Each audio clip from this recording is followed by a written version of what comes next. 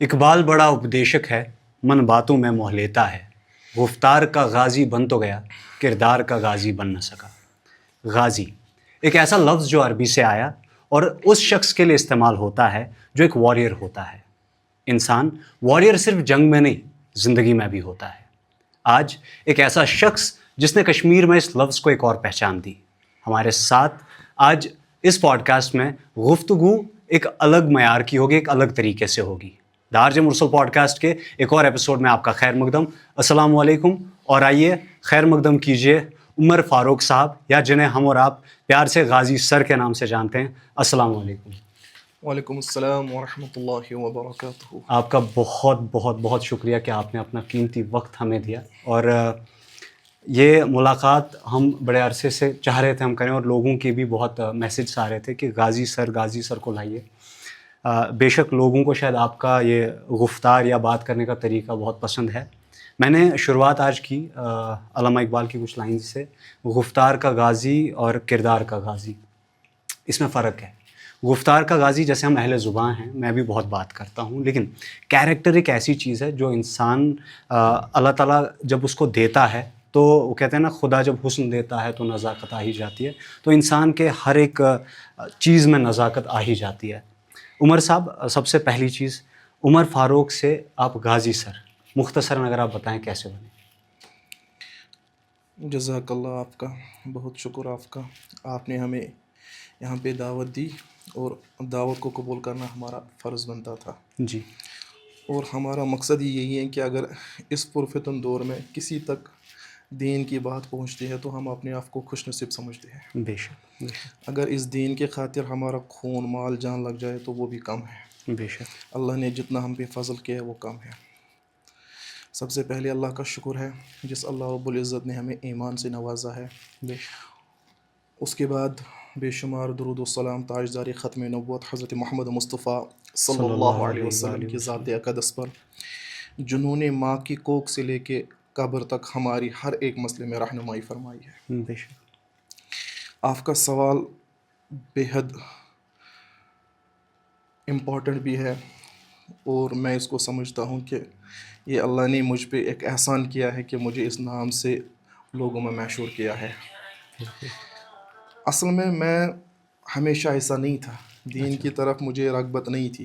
بالکل میں بھی ایک عام سیدھے سادے گھر میں پیدا ہوا تھا، جہاں پہ دنیائی تعلیم کو عزت سمجھا جاتا تھا اور دینی تعلیم کو بے عزتی سمجھا جاتا تھا، اور جہاں پہ دنیائی پوسٹ کو، انجینئر کو، ڈاکٹر کو یا بڑے بڑے پوسٹ کو عزت سمجھا جاتا تھا، اور مولوی بننے کو یا دین کا کام کرنے کو یہ ایک بیکورڈ پوسٹ سمجھا جاتا تھا، یعنی کہ یہ بے عزتی کا ایک ذریعہ بن جاتا تھا۔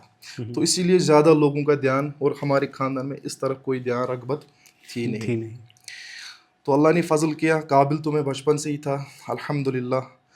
دنیائی تعلیم میں بہت زیادہ فزکس اور میڈیکل سائنس میں بہت زیادہ ایکسپرٹ تھا اللہ کے فضل سے۔ ہمارا تو کچھ ہے ہی نہیں، اللہ کا فضل کرم تھا۔ تو انجینئرنگ میں داخلہ ہوا، انجینئرنگ میں اچھے مارکس سے پاس ہوا۔ اس کے بعد انجینئرنگ کے فائنل سیمسٹر کے اندر ہی اللہ نے ایک نظر عنایت کی ہم پہ، پتہ نہیں کہاں سے ہم غریبوں کو گلی کوچوں سے اٹھا کے اس دین کی خدمت میں لگا دیا، کچھ پتہ ہی نہیں چلا۔ تو اللہ نے فضل کیا تو دین کی طرف بہت محبت ہوئی۔ اصل میں مجھے اس کی طرف ایک محبت کی وجہ ایک چیز بن گئی جس نے مجھے وہ اٹریکٹنگ کیا کہ مجھے نا اب اس جوانی کو دین پہ صرف کرنا پڑے گا۔ اصل میں ایک باہر جگہ فزکس پڑھاتا تھا۔ میں جورنگ اسٹڈیز جب میں انجینئرنگ کر رہا تھا تو اسی دوران میں پڑھا بھی رہا تھا، کیونکہ فائنانشل کرائسس تھے گھر میں۔ تو میں نے اسی دوران جب میں انجینئرنگ بھی سائڈ میں کر رہا تھا اور سائڈ میں پارٹ ٹائم ٹیوشن بھی دے رہا تھا بچوں کو۔ میں نے 11th 10th کو پڑھانا سٹارٹ کیا تھا انجینئرنگ کے دوران ہی۔ تو اسی وقت جب ہمارا یہاں پہ چلتا ہے انجینئرنگ کے دوران، ہمیں 6th سیمسٹر 7th سیمسٹر یا 8th سیمسٹر میں آپ کو ایک ٹریننگ کورس کرنا پڑتا ہوتا ہے، انٹرنشپ جس کو آپ کہتے ہو۔ وہ انٹرنشپ کے دوران ٹائم بھی چھٹی کا بہت ملا، تو ٹائم بھی تھا 40 دن کی 50 دن کی انٹرنشپ کرنی تھی آپ کو۔ میں نے وہ 10-11 دن میں کمپلیٹ کر لی، اور زیادہ میں گیا نہیں۔ انجینئرس ایسے ہوتے ہیں، انجینئرز ایسے ہوتے ہیں، یہ ایسے ہی کر لیتے ہیں۔ تو اسی دوران میں باہر پڑھا بھی رہا تھا ایک جگہ، تو وہاں پہ مجھے ایک ان ایون چیز میرے کو سٹرائی کر لی۔ میں پڑھا رہا تھا وہاں پہ کشمیری اسٹوڈنٹس بھی تھے, پڑھ رہے تھے. میں جگہ کا نام ایکسپوز نہیں کروں گا کیونکہ اللہ ان سب کو ہدایت دے دے, آمین. اور ہمیں کسی کا حق نہیں بنتا کہ میں کسی کے عیبوں کو اچھالوں.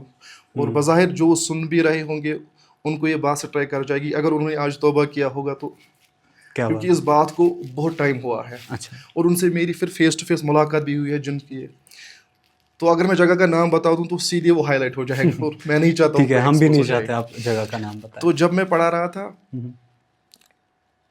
میری عزت وہاں پہ ایسی نہیں تھی. ہمارے یہاں پہ ایک فزکس میں ایک لا ہوتا ہے جس کو گاسز لا بولتے ہیں, الیکٹروسٹیٹکس میں ایک لا ہوتا ہے گاسز لا.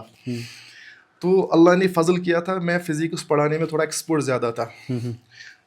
تو بچوں نے بولا کہ غازی سر غازی سر, ٹھیک ٹھیک ٹھیک, ایسے ہی کسی بچے کے منہ سے غازی سر نکلا. تو جب یہ نام مشہور ہوا تو باہر ایک میڈیکل اسٹور تھا, اس کوچنگ سینٹر کے باہر ایک میڈیکل اسٹور والا تھا. اس نے مجھے ایک دن بولا کہ غازی سر آپ کشمیر سے ہو؟ ہاں میں کشمیر سے ہوں, کیونکہ یہ میں بات کر رہا ہوں آؤٹ سائڈ کشمیر کی. سمجھ گیا. تو آپ کشمیر سے ہو؟ ہاں میں کشمیر سے ہوں. تو آپ کشمیر میں کوئی دین پڑھانے والا ہے ہی نہیں؟ نے بولا کیوں نہیں ہے, تو وہاں پہ بہت اچھے اسکالرس ہیں, اچھے کام کرنے والے ہیں, دائی ہے, تبلیغی ساتھی ہے ادھر ہے. میں نے بولا کہ آپ کی یہاں پہ بیٹیاں جو 11th میں 12th میں پڑھ رہی وہ ہم سے غلط کام کروا رہی ہے. اچھا, میڈیکل اسٹور والا آپ سے کہہ رہے ہیں؟ ہاں وہ میڈیکل اسٹور. میں نے بولا کیا ہے کہ مجھے سمجھ میں نہیں آ رہا, آپ مجھے سمجھا تو دوں. گائز سر میں آپ کی عزت کر رہا ہوں, آپ کے بچوں میں اتنا فیمنزم ہے, آپ کو بچے اتنے چاہتے ہیں, آپ کی عزت اتنا کرتے ہیں, آپ اتنے ہائی لائٹ ہیں, لیکن آپ ان کو بتا نہیں رہے کلاس میں کہ یہ کیا ہو رہا ہے. بس آپ مجھے بتا دیجیے مسئلہ کیا ہے. لیکن جن بچوں کو آپ پڑھا رہے ہیں اور خاص کر بچیاں کشمیر کی, وہ یہاں پہ غلط کر رہی ہے, اور پھر اس غلط کو چھپانے کے لیے ہم سے بھی غلط کروا رہی ہے. تو میں بات کو سمجھا کہ یہ مجھے کہاں لینا چاہتا ہے. اشارہ کہاں ہے؟ میرے پاؤں کے نیچے سے زمین کھسک گئی. میں بول رہا ہوں کہ میں کہاں پہ ہوں. وہاں پہ یہ بات مجھے سٹرائک کر گئی. میں نے گھر والوں کو بولا کہ میں نہیں پڑھاؤں گا اب, اور ایون کہ میں نے یہی تک بولا تھا میں نہیں پڑھوں گا اب. تو میں بڑا مایوس ہو کے وہاں سے سارا پیک کر کے واپس آ رہا ہوں. تو میں جموں اسٹیشن پہ بیٹھا اکیلا ہوں. میں بول رہا ہوں کیا کروں, اب کیا کروں. تو اللہ نے ایک بزرگ کے ذریعے سے مجھ پہ ہدایت کی نظر ڈالی. کیا کرے, ہے نا. میں اکیلا مایوس بن کے بیٹھا تھا ریلوے اسٹیشن پہ, اور اس بزرگ سے میری ملاقات ہوئی اور اس نے میری پوری زندگی بدل دی. اور میں بھی چاہتا تھا کہ کچھ الگ کر لوں زندگی میں. وہاں سے قرآن کا سفر شروع ہوا, حدیث کا سفر شروع ہوا, یہ جیو پالیٹکس کا پورے دنیا کے اندر نظام, سیرت مصطفیٰ صحابہ کی سیرت, صحابہ کی زندگی کا پڑھنے کا موقع ملا. یہ کتاب امام مجتہدین, یہ سلف صالحین پڑھنے کا موقع ملا, اور وہاں سے زندگی کا یو ٹرن سٹارٹ ہوا. اور میں نے ادھر ہی وعدہ کیا, میں نے بولا کہ اب یہ نئی زندگی کشمیر کے نوجوانوں کے نام. ماشاءاللہ. یہاں سے سارا یہ سٹارٹ ہوا غازی سر کا لقب. اور اس غازی سر کو میں نے, مجھ سے کیا ہو سکتا ہے, ہم تو ناچیز ہے, کرنے والی ذات اللہ ہے. اللہ قبول کرے گا تو ٹھیک ہے, اللہ نہ قبول کرے بھی پھر بھی ہم اسی سے مانگے کہ قبول کر لے. اور اگر اس دین کو چپے چپے تک پہنچانے کے لیے اگر ہمارے خون مال جان کی ضرورت پڑے گی, ہم دینے کے لیے حاضر ہے, اور اف تک نہیں کریں گے. کیا بات ہے. یہ آپ کی جو میں نے کہانی, یہ جان بوجھ کے میں نے پوچھا تھا, لیکن اس کو ہم رکھیں گے آخر کے لیے, کیونکہ اس کہانی میں کچھ پہلو ہے جو میں آپ کے ساتھ ڈسکس کروں گا بعد میں. فی الحال جس موضوع کے لیے ہم آج اکٹھے ہوئے ہیں, جو ہم نے بات بھی کی تھوڑی دیر پہلے, کہ ہم کیونکہ امت مسلمہ کی آپ نے بات کی, کیا مسائل درپیش آ رہے ہیں, کیا کچھ ہے, جتنا میری تھوڑی بہت انڈرسٹینڈنگ تھی جو میں نے دیکھا, ہم آج پہلے اس پہ بات کرتے ہیں. سب سے پہلی چیز, ایک ٹرم ہے ماڈرن اسلام. میرے لیے اسلام اسلام ہے, کوئی ماڈرن 1400 سال پہلے والا اسلام جو ہے وہی اسلام ابھی بھی ہے, اور وہی بہتر اسلام ہے. مگر جو یوتھ ہے یہ تھوڑا ابھی ہم کہہ رہے ہیں ماڈرن اسلام. ماڈرن اسلام میں جیسے کہ بہت ساری چیزیں ایسی ہو جاتی ہیں کہ جو تھریڈ ہے, جو اسپرٹ ہے اسلام کی, مجھے کہیں نہ کہیں پرسنلی لگتا ہے کہ ہم اس سے دور جا رہے ہیں, وہ کمزور پڑتی جا رہی ہے. آپ کو کیا لگتا ہے کہ جو یہ ماڈرن اسلام, یا ایک ہم نے اپنے حساب سے بنایا ہے اس کو, اپنی کنوینئنس کے حساب سے, کتنا ہرٹ کر رہا ہے ابھی کشمیر کو, یا پھر پورے امت مسلمہ کو؟ سب سے پہلے ہم نے کبھی کشمیر کا سوچا ہی نہیں ہے. ہم جب بھی بات کر رہے تو ایسے امہ کی بات کر رہے ہیں, ایسے امت مسلمہ, کیونکہ ہمیں اللہ کے نبی نے چھوڑا ہے امت بنا کے. بالکل. جس نے بھی کلمہ پڑھا ہے, ایمان بالغیب پہ لایا ہے, فرشتوں پہ, ملائکہ پہ, کتابوں پہ, نبیوں پہ, تمام خیر پہ, قدر پہ, خیر والی قدر, شر والی قدر پہ, تمام چیزوں پہ جس نے ایمان لایا وہ امتی ہے. بے شک. اور اس کا سوچنا یہ ہر ایک امتی کا فرض ہے، کیونکہ ہمیں اللہ نے ایک امت ایک جسم کے مانند چھوڑا ہے. اگر جسم کے کسی اعضاء میں کوئی تکلیف ہوتی ہے تو پورا جسم درد محسوس کرتی ہے. بے شک. اگر ہمارا کوئی بھی امتی اسلام سے دور ہے، جب تک ہمیں اس کا درد محسوس نہیں ہوتا ہے تو میں سمجھتا ہوں کہ ابھی ہم نے امت کا کنسپٹ سمجھا نہیں. بے شک. ابھی جو یہ بات کی آپ نے کہ ماڈرن اسلام کی بات ہو رہی ہے کہ اسلام کچھ نیا بتا دو، ہمیں اللہ کے نبی صلی اللہ علیہ وسلم نے حجۃ الوداع کے موقع پہ عرفات کے میدان میں ایک نصیحت کر کے چھوڑا تھا، الیوم اکملت لکم دینکم. آج اللہ نے پورا دین مکمل کیا ہے. اب اس دین میں نہ کوئی اضافہ ہوگا نہ اس میں کچھ کمی ہو سکتی ہے. جو دین ہے، جو اللہ کے نبی نے طریقہ بتایا ہے، جیسے اللہ کے نبی صلی اللہ علیہ وسلم چلے ہیں وہ دین ہے، جیسے بیٹھے ہیں وہ دین ہے، جیسے کھایا ہے وہ دین ہے، جیسے پڑھا ہے وہ دین ہے، جیسے سیاست پالیٹکس کی ہے وہ دین ہے، جیسے نکاح کیا ہے وہ دین ہے. کچھ بھی اس میں زیادتی یا کمی وہ اس دین سے زیادتی ہے، وہ اضافہ ہے اور وہ بدعت ہے، اور وہ بدعت آپ کو جہنم تک لے جائے گا، وہ اسلام نہیں ہو سکتا. بے شک. ابھی جو ہماری یوتھ میں تھرو آؤٹ دی ورلڈ ایک نیا سا چیز چلا ہے کہ ہمیں ماڈرن کچھ چاہیے، ہمیں کچھ نیا چاہیے، یہ ویسٹرن کلچر کا ایک ڈومیننٹ پاور ہے.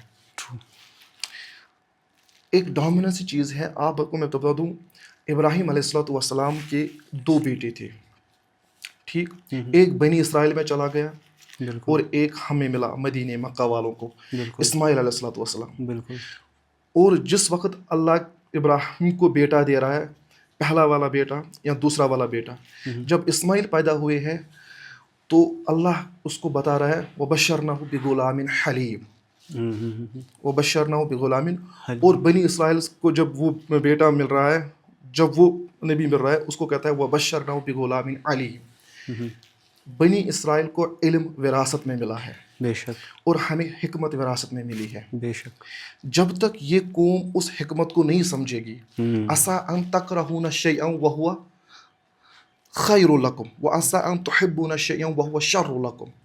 بہت ساری چیزیں آپ کے لیے خیر ہوتی ہیں لیکن آپ کو وہ بری لگتی ہے، اور بہت ساری چیزوں میں آپ کے لیے شر ہوتا ہے لیکن آپ کو وہ پسند آ رہی ہے. یہ چیز جب تک آپ اللہ کے قدر پہ نہیں رکھو گے تب تک آپ مطمئن اور سیٹسفائی نہیں ہو سکتے، بے شک. تب تک آپ کے اندر بے چینی ہوگی اور تب تک آپ نیا نیا چاہو گے. ایک جس کو ہم کہتے ہیں نیسیسری بینگ پہ آپ کو فل سٹاپ کرنا پڑے گا. وہاں سے آگے آپ کی عقل سوچ نہیں سکتی، وہاں سے آپ کا دماغ کام نہیں کر سکتا. بس آپ کہو کہ یہ اللہ کا اذن تھا، جو وہ کرے گا وہ بہتر ہوگا. جو یہ پوری اس کشمیر کی ویلی کے اندر اس وقت ایک بہت بڑا مسئلہ ہو چکا ہے وہ یہی ہے، ہر ایک جوان اب نئی چیز کی دوڑ میں لگا ہوا ہے. وہ ترقی کے پیچھے اسلام کو بیکورڈ کر رہا ہے. وہ دنیا کے ماڈرن جو اس کو میٹرلسٹک بنایا گیا ہے، جو اس کو مادی پرست بنایا گیا ہے، ہر ایک چیز میں فائدہ، اگر اس کو فائدہ نظر آ رہا تو یہ تب جا کے کام کر رہا ہے. حالانکہ میں نے آپ کو بتا دیا انسان کے نظریے سے جو چیز فائدہ ہوتا ہے وہ کبھی کبھار اس کے لیے وبال بھی ہو سکتا ہے، بے شک. لیکن اس نے چونکہ اسلام کو پڑھا نہیں ہوتا ہے، اس نے چونکہ اسلام کو کبھی سمجھا نہیں ہوتا ہے، تو اسی لیے اس کو نقصان والی چیز اور فائدے والی چیز کا کوئی تصور ہی نہیں ہے. بے شک. کون چیز اچھی ہے کون چیز بری ہے یہ آپ کو ایک ایسا چیز بتائے، ایک ایسی شخصیت بتائے گی جو تمام چیز کو بنانے والا ہو. وہ کریٹر وہ اللہ ہی ہے، بے شک. وہی آپ کو بتائے گا کہ کون چیز اچھی ہے کون چیز غلط ہے. ہمارے دماغ سے، ہمارا دماغ اتنا چھوٹا ہے کہ کمرے کے باہر ہم ابھی دیکھ نہیں سکتے کہ کمرے کے باہر کیا ہو سکتا ہے. تو ہم یہ گمان کہاں کر سکتے ہیں کہ کل کو ہمارے ساتھ کیا ہو سکتا ہے. ایک انسان اتنا ضعیف ہے، اتنا ضعیف ہے کہ ایک سانس لینے کا محتاج ہے، تو یہ کیا پلاننگ اپنی زندگی کا کر سکتا ہے. جب تک اس کے اندر ایمان پختہ نہ ہو جائے، ایک ایسی چیز پہ بھروسہ نہ ہو جائے جو چیز اس دنیا سے بالکل سپیریئر ہو، جو اس پوری دنیا کا نظام چلانے والا ہو، جب تک یہ اس چیز، اس شخصیت کو، اس کریٹر کو نہ مانے تب تک اس کے دل میں وہ سیٹسفیکشن اور وہ سکون نہیں حاصل ہو سکتا ہے، اور تب تک یہ مطمئن نہیں ہو سکتا ہے. یہ کشمیر کے اندر نہیں، یہ پوری امت کے اندر اس وقت یہی سب سے بڑی پرابلم ہے. ابھی تک ہم نے ایمان کو سمجھا ہی نہیں ہے، ابھی تک ہم نے ایمان بالغیب کو جانچا ہی نہیں ہے، ابھی تک ہم نے دل کے اندر اس بات کو پیوند ہی نہیں کیا ہے کہ اللہ کی ذات کیا ہے، ربوبیت کس کو کہتے ہیں، الوہیت کس کو کہتے ہیں، اللہ کی قدرت کیا ہے، اللہ کی شان کیا ہے. ہم نے ابھی تک اللہ کو سمجھا ہی نہیں ہے. جب ہم نے اپنے خالق کو ہی نہیں سمجھا تو ہم اپنا راستہ اور اپنی منزل کہاں طے کر سکتے ہیں. بے شک، یہ صحیح بات. مین چیز یہی ہے جو یہ اس وقت پوری دنیا کے اندر رفٹ ہے، وہ ایمان کے دل میں نہ ہونے کا مسئلہ ہے. آپ کو میں یہاں ایک واقعہ میں سب کو بتا رہا ہوں، آپ کو بھی بتا رہا ہوں. ایک صحابی ہے جس کا نام ہے خالد بن ولید رضی اللہ تعالیٰ عنہ. یہ وہ بندہ تھا، یہ وہ امت محمد صلی اللہ علیہ وسلم تھا، اور یہ وہ صحابی رسول صلی اللہ علیہ وسلم تھا جس کو سیف اللہ کا لقب ملا. بے شک. اگر آپ دیکھ سکتے ہو یہ وہ بندہ تھا جس نے اللہ کے نبی کے خلاف جنگ لڑی ہے. بے شک لڑی. اللہ کے نبی کے خلاف جنگ لڑی ہے. بالکل. اور پھر یہی صحابی رسول بنتا ہے، مدینے میں آ کے اللہ کے نبی کے ہاتھ پہ صلی اللہ علیہ وسلم کے ہاتھ پہ بیعت کر رہا ہے. بیعت کرتے ہیں. بے شک. اور اس کو ایک جنگ میں بھیجا جا رہا ہے، کمانڈر بنا کے نہیں، ایک سپاہ بنا کے بھیجا جا رہا ہے. اور اس جنگ کا کمانڈر زید بن حارثہ رضی اللہ تعالیٰ عنہ کو بھیجا، جس کو آپ جنگ موتا کے نام سے جانتے ہیں. زید بن حارثہ یہ نبی کا منہ بولا بیٹا تھا، جس کا نکاح حضرت زینب رضی اللہ تعالیٰ عنہا سے ہوا تھا. ٹھیک، جو اللہ کے نبی کی کزن تھی. بعد میں اس کا نکاح اللہ کے نبی کے ساتھ بھی ہوا. ٹھیک.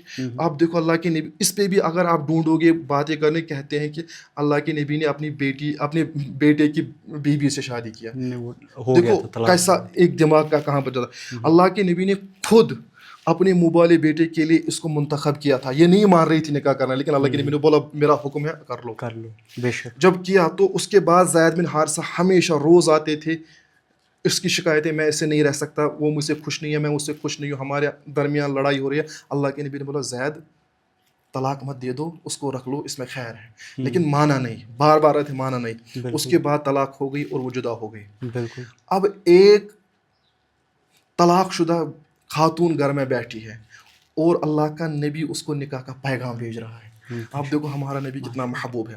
اب مجھے بات سمجھانی ہے یہاں پہ ایک آپ کو، ایمان کس کو کہتے ہیں. خالد بن ولید رضی اللہ تعالیٰ عنہ کو کمانڈر نہیں، سپاہی بنا کے بھیجا گیا تھا جنگ موتا میں. 3000 کا لشکر ہے، سامنے 2 لاکھ رومیوں کا لشکر، یہودیوں کا لشکر ہے. 2 لاکھ کوئی معمولی بات نہیں ہے. 2 لاکھ اور 3000. زید بن حارثہ کو پہلا کمانڈر بنایا جا رہا ہے. ٹھیک. اور دوسرا جعفر بن ابی طالب رضی اللہ تعالیٰ عنہ کو بنایا جا رہا ہے. اور تیسرا کمانڈر عبداللہ بن رواحہ رضی اللہ تعالیٰ عنہ کو بنایا جا رہا ہے. ٹھیک. یہ تینوں کمانڈر ہیں. اللہ کے نبی کہتے ہیں کہ اگر اس کے بعد یہ تینوں جب شہید ہو جائیں گے، اگر مسلمان چاہے تو کسی کو بھی کمانڈر بنا. جب میدان میں ویسا ہی کا ہوا، پہلا کمانڈر شہید ہوا، دوسرا کمانڈر شہید ہوا، تیسرا کمانڈر شہید ہوا، اور لوگوں نے کوئی فیصلہ نہیں کیا. ایک صحابی نے جھنڈا اٹھایا اور اس نے خالد بن ولید کے ہاتھ میں دے دیا. اللہ کے نبی یہ سارا منظر مدینے میں دیکھ رہے ہیں، اور اللہ کے نبی نے بولا کہ اب یہ جھنڈا اللہ کی تلواروں میں سے ایک تلوار کے ہاتھ میں آیا ہے. سیف اللہ کا لقب وہاں ملا. ایک سپاہی بن کے گیا تھا اور اللہ نے اتنا نوازا. اللہ کے احد میں اللہ کے نبی کو اور صحابہ کو شکست دینے والا یہی خالد بن ولید تھا. اور لقب دیکھو کیا مل رہا ہے. جب ایمان دل میں راسخ ہوتا ہے، اللہ کہاں سے اٹھا کے کہاں پہنچا رہا ہے. بے شک. اور یہ یہاں پر یہ دیکھنے والی حکمت بھی ہے جس کی آپ بات کر رہے تھے، کہ اللہ کے نبی صلی اللہ علیہ وآلہ وسلم مدینہ میں بیٹھ کے دیکھ رہے تھے، اور اس کو بھی سمجھنا اپنے آپ میں ایک المیہ ہے. خیر، آپ کے لحاظ سے ابھی امت مسلمہ کو سب سے بڑا مسئلہ جو درپیش ہے وہ کیا ہے؟ سب سے بڑا مسئلہ جو امت کے درمیان اس وقت ہے وہ بس یہی ہے، ایمان کمزور ہے. ابھی ہمیں اللہ پہ پورا یقین ہی نہیں ہے. ہم نے اللہ کی ذات کو سمجھا ہی نہیں ہے. ہمیں دیکھو، ہم جب سپر پاور کی بات کرتے ہیں تو ہمارے ذہن میں امریکہ کا نام آتا ہے. جب ہم سپر پاور کی بات کرتے ہیں تو ہمیں اسرائیل کا نام آتا ہے. ذہن میں پہلے اسرائیل آتا ہے. آپ کسی جگہ جاؤ، دکان پہ بوڑھے بیٹھے ہو یا آفس میں بڑے افسر بیٹھے ہو، گیسٹڈ آفسر، انٹلیکچوئلز بیٹھے ہو، بڑے سے مشورے میں جاؤ، بڑے کانفرنس میں جاؤ، جب بھی وہاں پہ بڑے سے بڑی طاقت کا تذکرہ ہوگا، امریکہ کا ہوگا، اسرائیل کا ہوگا، چائنا کا ہوگا، رشیا کا ہوگا، بڑے بڑے. لیکن کسی بھی جگہ پہ آپ کو اللہ کی طاقت کا کوئی تذکرہ نہیں ہوگا. نہ تو ہمارے مسجدوں کے اندر یہ تذکرہ ہوتا ہے، نہ تو ہمارے آفسوں کے اندر نہیں ہوتا ہے، نہ تو ہمارے کوچنگ سینٹر کے اندر نہیں ہوتا ہے. جب بھی کوچنگ سینٹر میں جائیں گے تو بزنس کا کنسیپٹ سمجھائیں گے آپ کو، دنیا کیسے کمانی ہے، عزت کس میں چھپی ہے، مال میں، نوکری میں، یہ چیزیں بتائیں. لیکن اللہ کی نصرت اور اللہ کی قدرت اور اللہ کی عظمت یہ کسی جگہ نہیں بیان کی جاتی ہے. حالانکہ حکم ہے قرآن کا، جہاں پہ بھی بیٹھو، جس مجلس میں اللہ اور اللہ کے نبی کا ذکر نہیں ہوتا ہے اس مجلس پہ اللہ کی لعنت ہوتی ہے. بے شک لیکن ہمارے یہاں پہ کسی مجلس پہ گھر میں 4 بندے بیٹھیں گے، باپ بیٹھے گا، بیٹیاں بیٹھے گی، بیٹے بیٹھیں گے، اللہ کی کوئی ذکر نہیں ہوتی ہے. بس دنیا کیسے کمانا ہے، دنیا کو کیسے بیٹر بنانا ہے، how to make this worldly life well saturated, well structured, اس کو کنسٹرکٹیو کیسے بنائے، کل ہمارے گھر میں کون سا چیز بننی چاہیے، اس کے بارے میں فیصلے ہوتے رہتے ہیں. لیکن ہم نے کبھی اللہ کی عظمت کا اپنے گھر میں کوئی تذکرہ نہیں کیا. کاش ہم اپنے بچوں کو احد کا واقعہ بتا دیتے، بدر بتا دیتے، حنین بتا دیتے، خندق بتا دیتے، کتنی چیزیں ہیں، احزاب کا قصہ بتا دیتے. یہاں سب سے بیسٹ جو اگزامپل تھی کربلا بتا دیتے. کربلا تھا کیا، کربلا ہوا کیا تھا، کربلا کیوں ہوا تھا، یا احد کیوں ہوئی تھی، یا بدر کیوں ہوئی تھی، یا تبوک کیا تھی، مال خرچ کرنے کے لیے یہ جوان، یہ صحابہ کیوں پاگل ہوئے تھے، ہم سب کچھ کھپا رہے ہیں. اور کاش ہم اپنے گھر والوں میں کبھی ایک بار اپنی بیوی کا تذکرہ کر کے سمیہ کا نام لیتے کہ سمیہ کون تھی. کاش ہم اپنے گھروں میں صحابہ کی سیرت بتا دیتے کہ یہ جو جس کو ایک دن کا دلہا کہا جاتا ہے، یہ ایک دن کا دلہا کون تھا، یہ سمیہ کون تھی، یہ خدیجہ رضی اللہ تعالیٰ عنہا کون تھی، یہ امی عائشہ کون تھی رضی اللہ تعالیٰ، یہ فاطمہ الزہرا رضی اللہ عنہ کون تھی. اگر ایک باپ اپنی بیٹی کو بتاتا کہ تمہارے جنت کی خاتون فاطمہ الزہرا ہے، وہ تمہاری سردار ہے، تمہیں اس کو کل جواب دینا ہے. کاش ایک باپ اپنی بیٹی کو سمجھاتا. ایمان کا ذکر ہو ہی نہیں رہا ہے. یہ سب سے بڑا پرابلم. یہ جو ساری چیزیں آپ 9 سطح دیکھ رہے ہو نا، یہ بچوں کا بے حیا ہو جانا، یہ جوانوں کا بے حیا ہو جانا، مسجدوں سے دور ہو جانا، یہ سارا ڈیفالٹ ہے کہ ہمارے اندر ایمان ہے ہی نہیں. نہ ہم نے ابھی ایمان کو سمجھا ہے، نہ ہم نے ابھی ایمان کا کوئی تذکرہ کیا ہے. نہ باپ کو فکر ہے، پیرنٹنگ زیرو ہے، باپ کو بچے کی فکر ہی نہیں ہے. ہاں بچے کی دنیا تباہ نہیں ہونی چاہیے، بچے کا دنیا تباہ نہ ہونا چاہیے، وہ کبھی فیل نہ ہونا چاہیے، وہ اس کو انجینئرنگ ڈاکٹرنگ میں سلیکشن ہونی چاہیے. یہ باپ سمجھ رہا ہے یہ کامیابی ہے. حالانکہ قرآن جو کامیابی بیان کر رہا ہے، فمن زحزح عن النار وادخل الجنہ فقد فاز. جو بھی شخص اپنے آپ کو ناری جہنم سے بچانے میں کامیاب ہوا اور جنت میں داخل ہوا، وہی کامیابی ہے. لیکن ہم نے اپنے بچوں کو کامیابی کا کنسپٹ ہی نہیں دیا. مین چیز لیک کر رہے ہیں کہ ہم نے ابھی ایمان کو سمجھا ہی نہیں. تبوک کا آپ نے ذکر کیا، کیونکہ جب بھی میں تبوک تو میرے ذہن میں وہ منافقت کا کانسیپٹ آ جاتا ہے. تبوک کے موقع پر بہت سارے جو منافقین تھے ان کا وہ آشکار ہوئے تھے سامنے. تمو مون ورلڈلی چیزن موجود تکیاز ایک تو اس ٹائم پہ ہرد کا یہ تھا، گرمی کا انہوں نے بولا کہ گرمی ہے. بیسکلی مال اس ٹائم پہ کھجوریں وغیرہ تیار ہو رہی تھی تو وہ رک گئے تھے. جس سے مجھے یاد آتا ہے منافقت سے کہ جب ہم آج کل کا دور دیکھتے ہیں، جو اسلام کی روح ہے، دا اسپرٹ آف اسلام، اس میں کہیں نہ کہیں ہمارے جو یہ منافقت کی بو جو گھس گئی ہے، اسے پہلے تو ٹھیک کرنے کی بے حد ضرورت ہے. ون یس ات متعلق کت چھُ کران اس کو تمس مار. دا پوائنٹ از ایسے حال میں، ایسے دور میں ہم کیسے غازی بن سکتے ہیں جب منافقت سر چڑھ کے بولی ہے، کیونکہ پتہ ہی نہیں. اکثر آج میری اس سے پہلے بھی ایک یہاں پہ بات ہوئی تھی ایک اسکالر کے ساتھ، ان سے بھی میں نے یہی سوال پوچھا تھا. اکثر آج علامہ اقبال کہتے ہیں نا کہ وہ تم حیا و شریعت کی بات کرتے ہو، ہم نے ننگے جسموں کو مبلوس حیا دیکھا ہے، دیکھے ہیں ہم نے احرام میں لپٹے کئی شیطان، میں نے مے خانے میں کئی بار خدا دیکھا ہے. اکثر آج کل ہم دیکھتے ہیں کہ ننگے جسم مبلوس حیا ہوتے ہیں، اور جو یہ پھر احرام میں ہوتے ہیں وہ لپٹے شیطان ہوتے ہیں. یہ کت کٹ کرو ون الگ الگ تو ات کیا سولوشن؟ اس کا بڑا آپ کو ایک ہی سولوشن قرآن دیتا ہے. Quran is the ultimate guidance for the ummah. بے شک. اس میں قرآن کی سب سے پہلی جو آیت ہے، الف لام میم ذالک الکتاب لا ریب فیہ ھدی للمتقین. اس میں سب سے پہلی چیزیں ہدایت ان لوگوں کے لیے ہیں جو متقین، جو اللہ سے ڈرنے والے، تقوی گزار ہو. اور اس کے بعد اللہ کہتا ہے یہ تقوی گزار ہوتے کہ ہیں الذین یؤمنون بالغیب ویقیمون الصلاۃ ومما رزقناہم ینفقون والذین یؤمنون بما انزل الیک وما انزل من قبلک وبالآخرۃ هم یوقنون. یہ اللہ ان مومنوں کی، ان تقوی گزاروں کی صفات بیان کر رہا ہے. آپ نے جو منافقت کی بات کی ہے نا، میں کہتا ہوں جو عبداللہ بن ابی جو سردار منافقین کا تھا، اگر وہ اس دور میں ہوتا نا تو وہ ہمارا یہاں پہ سب سے بڑا مومن ہوتا. اگر وہ ہم کشمیریوں یا اس امت کے بڑے بڑے لوگوں کی بات اب دیکھتا.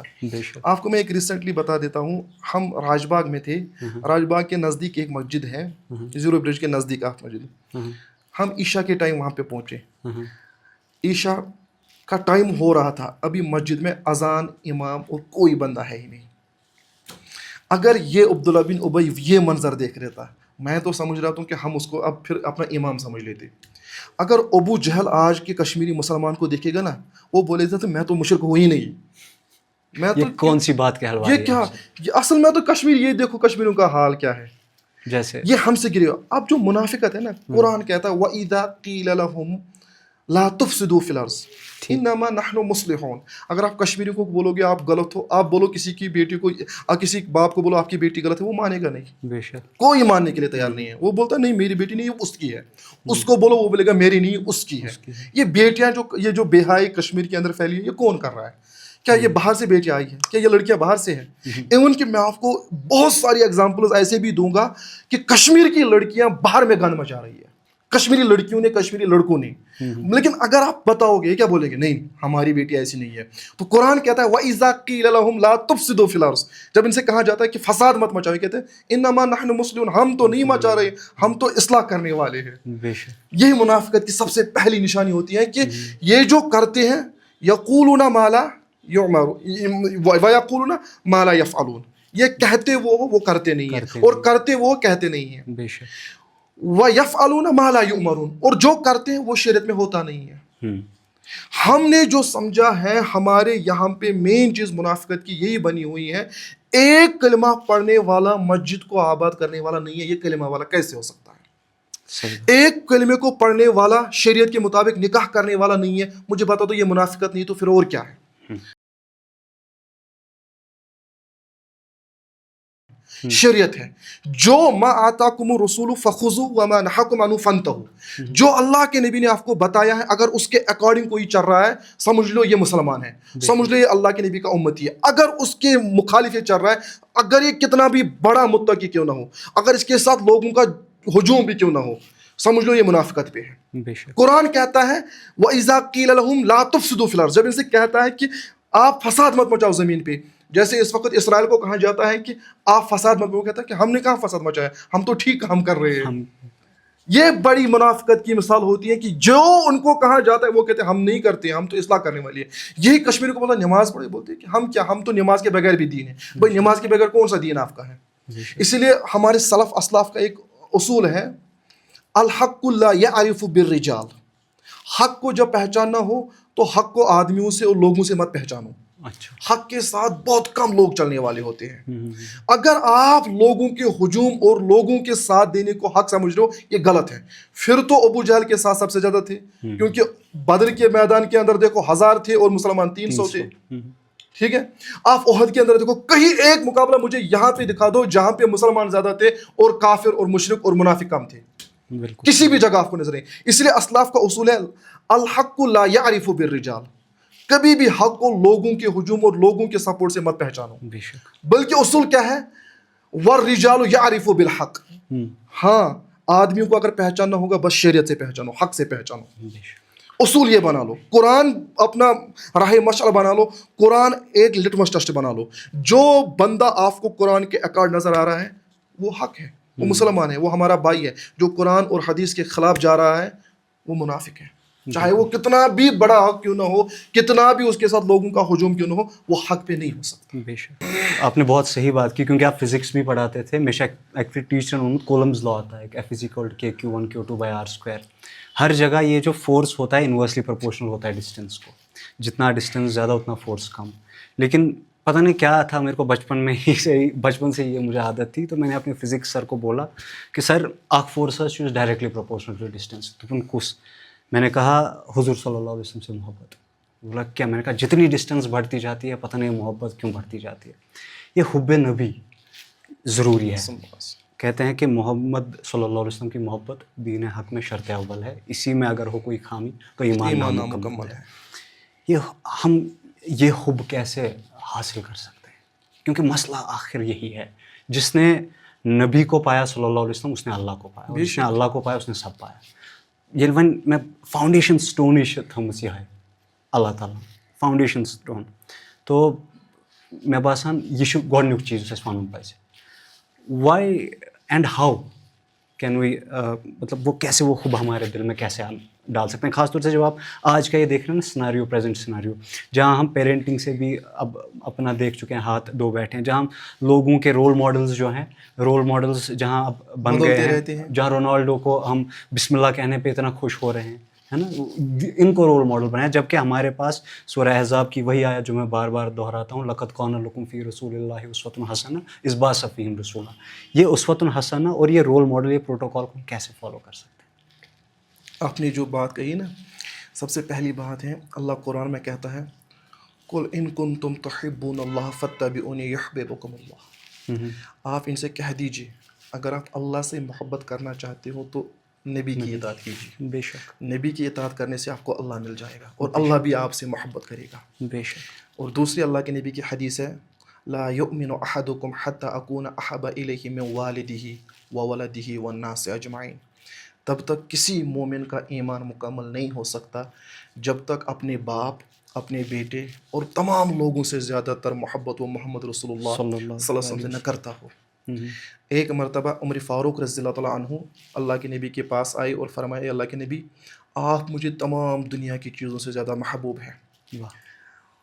تو اللہ کے نبی نے فرمایا بس ہاں تمام دنیا کی چیزوں سے ماں باپ سے بھی زیادہ عزیز ہیں. تو اللہ کے نبی نے فرمایا عمر بس اتنا ہی؟ ہاں اتنا ہی. اپنی جان سے زیادہ نہیں ہوں؟ تو عمر فاروق نے کہا کہ نہیں. تو اللہ کے نبی نے فرمایا پھر تو تمہارا ایمان مکمل ہے ہی نہیں. اللہ اکبر. اس کے بعد اللہ کے عمر فاروق رضی اللہ تعالیٰ عنہ، خلیفہ دوم عمر رضی اللہ تعالیٰ عنہ، عمر بن خطاب جو ہماری شان ہے، ہماری جان، ہماری پہچان ہے، ایمان کی شان عمر ہے، آدھی دنیا کا حکمران عمر ہے. یہ وہ بات کہہ رہا ہے. اس کے بعد عمر کہتا ہے کہ اب تو مجھے آپ اپنی جان سے بھی زیادہ عزیز ہے. اللہ کے نبی صلی اللہ علیہ وسلم نے فرمایا اب تمہارا ایمان مکمل ہو چکا ہے. اس لیول کا آپ کو گائیڈنس دی جاتی ہے. اور ساتھ میں ایک اور صحابی اللہ کے نبی صلی اللہ علیہ وسلم کے پاس آ رہے ہیں اور کہہ رہے کہ اللہ کے نبی مجھے آپ سے محبت ہے، مجھے آپ سے محبت ہے. تو اللہ کے نبی صلی اللہ علیہ وسلم نے فرمایا پھر تو آپ تیار رہو، آپ پہ مصیبتیں ایسی آئیں گی جیسے آسمان سے بارش برستی ہے. یعنی کہ اتنی تیز مصیبتیں اتنی زیادہ مصیبتیں آپ پہ آئیں گی. تو اللہ کے نبی صلی اللہ علیہ وسلم سے محبت کرنا یہ کوئی آسان چیز نہیں ہے. اس پہ بہت ساری پریشانیوں کا آپ کو سامنا کرنا پڑے گا. جیسے قرآن کہتا ہے ام حسبتم ان تدخلوا الجنہ، کیا لوگوں نے گمان کیا کہ ہم جنت میں جائیں گے؟ ہم نے کلمہ پڑھا، ہم مسلمان بن گئے، اب ہم جنت میں جائیں گے. ام حسبتم ان تدخلوا الجنہ ولما یأتکم مثل الذین خلوا من قبلکم مستهم البعثاء والضراء والزلزلوا حتى يقول الرسول والذين آمنوا معه. حالانکہ لوگوں نے یہ سمجھا کہ ہم جنت میں جائیں گے اور ابھی تک ان پہ وہ مصیبتیں اور وہ آزمائشیں نہیں آئی جو ان سے پہلے لوگوں پہ آئی تھی. حالانکہ ان پہ ایسی مصیبت مستهم البعثاء والضراء والزلزلوا، ان پہ اتنی مصیبتیں، اتنے فاقے، اتنی غریبی، اتنی سختیاں آئی کہ تمام لوگوں نے اور ان کے ساتھ جو رسول تھے تمام کی چیخ و پکار نکل گئی اللہ اب آپ کی نصرت کب آئے گی. یعنی کہ آپ تصور کر سکتے ہیں کہ ہمارے سے پہلے جن لوگوں نے اللہ سے محبت اور دین کا نام لیا تھا ان پہ کیا مصیبتیں آئی تھی.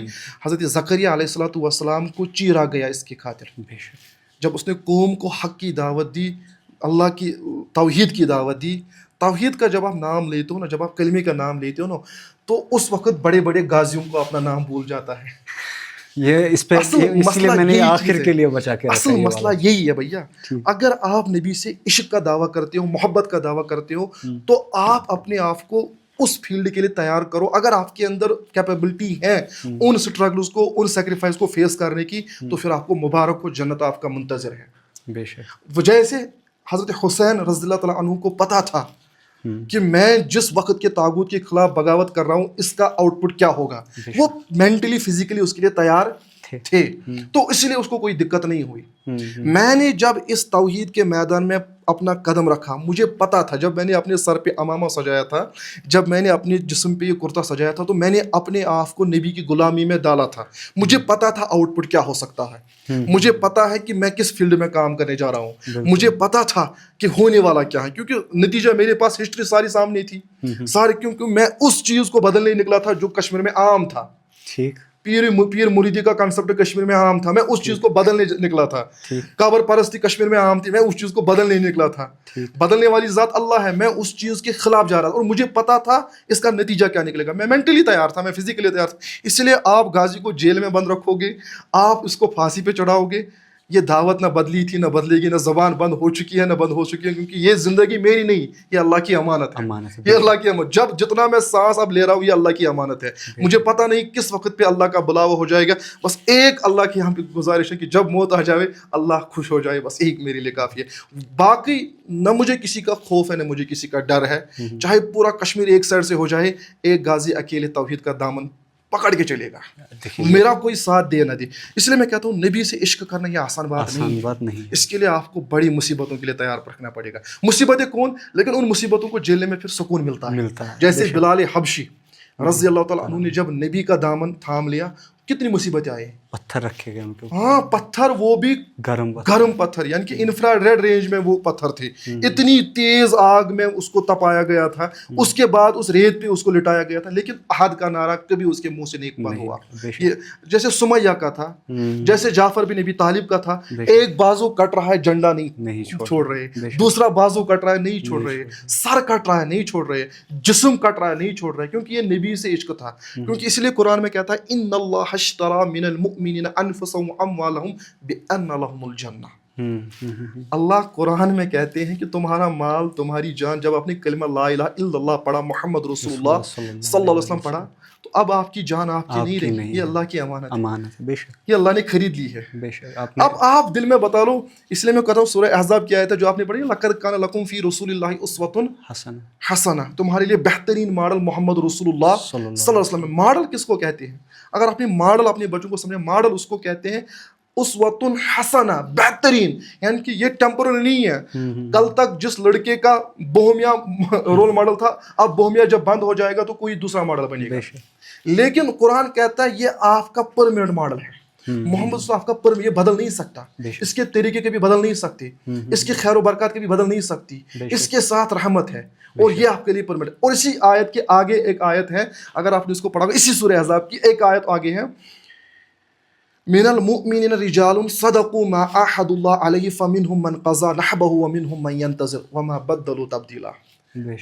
یہ جو اللہ کے نبی سے محبت کرنے والے ہوتے ہیں نا, یہ گن چنے آدمی ہوتے ہیں. من المؤمنین رجال صدقوا ما عاهدوا الله علیہ, یہ اللہ سے وعدہ کرتے ہیں, اب ہماری جان ہماری نہیں, آپ کے حوالے کی ہے, اور ہم وعدہ کرتے ہیں کہ ہم اپنے نبی کا دامن کبھی نہیں چھوڑیں گے, ہم کبھی سنت نہیں چھوڑیں گے. اور یہ اس وعدے میں بہت سارے اس میں کامیابی ہوتے ہیں, اسی راستے میں اللہ سے کو پیارے ہو جاتے ہیں, اور کچھ رکے جاتے ہیں, لیکن یہ اپنے وما بدلوا تبدیلا, اپنے وعدے کو کبھی نہیں بدلتے. اپنے بچوں کو سمجھا دو کبھی کہ نبی کی سیرت کیا ہے. کیونکہ میں آپ کو بتاتا ہوں, نبی جو تھے, بخاری کی حدیث امی عائشہ روایت کرتی ہیں, ابھی دنیا بنی نہیں تھی, نبی تھا. حق. جب اللہ کے نبی آمنہ کے کوکھ میں تھے اس وقت بھی نبی تھے. حق. جب اللہ کے نبی صلی اللہ علیہ وسلم دودھ پینے دائی حلیمہ کے پاس گئے تھے اس وقت بھی نبی تھے. ابھی آدم کی مٹی کو اکٹھا نہیں کیا گیا تھا, نبی اس وقت بھی نبی تھا. نبی پہلے سے ہی نبی تھا. لیکن نبوت کا ظہور 40 سال کے بعد غار حرا کے اندر ہوا. اللہ کا نبی 40 سال تک مکہ میں رہا. مکہ کے لوگوں کو پتا تھا امین بھی ہے, صادق بھی ہے, سب کچھ ہے, یہی ہے. سب اس سے محبت کرتے تھے. ایون کہ میں آپ کو, جب خانہ کعبہ کی تعمیر رکھی گئی اس وقت بھی مشورہ کس سے لیا گیا؟ محمد رسول اللہ صلی اللہ علیہ وسلم سے. حالانکہ اس وقت نبوت کا ظہور نہیں ہوا تھا, نبی تو پہلے سے ہی تھا. جو دائی حلیمہ نے اس کے جو معجزات دیکھے وہ نبی ہی کر سکتا تھا. جو حضرت آمنہ نے جو معجزات دیکھے تھے وہ نبی ہی کر سکتا تھا. تو مشورہ سارے. لیکن جو ہی 40 سال کے بعد نبوت کا ظہور ہوا, اللہ کے نبی چاہتے تو کوئی بھی کام کر سکتے تھے. میں کہتا ہوں نا, آج کل یہ پورا کشمیر کے اندر نہیں, پوری دنیا کے اندر یہ اینٹی ڈرگس چل رہے ہیں نا, ڈرائیو چل رہے ہیں, ڈرگس کو بند کرنا ہے, سب چیزوں کو بند کرنا ہے. پالیسیز ہو رہی ہیں, انکریجمنٹس ہو رہی ہیں, میٹنگیں ہو رہی ہیں, کیسے ڈرگس کو بند کرے.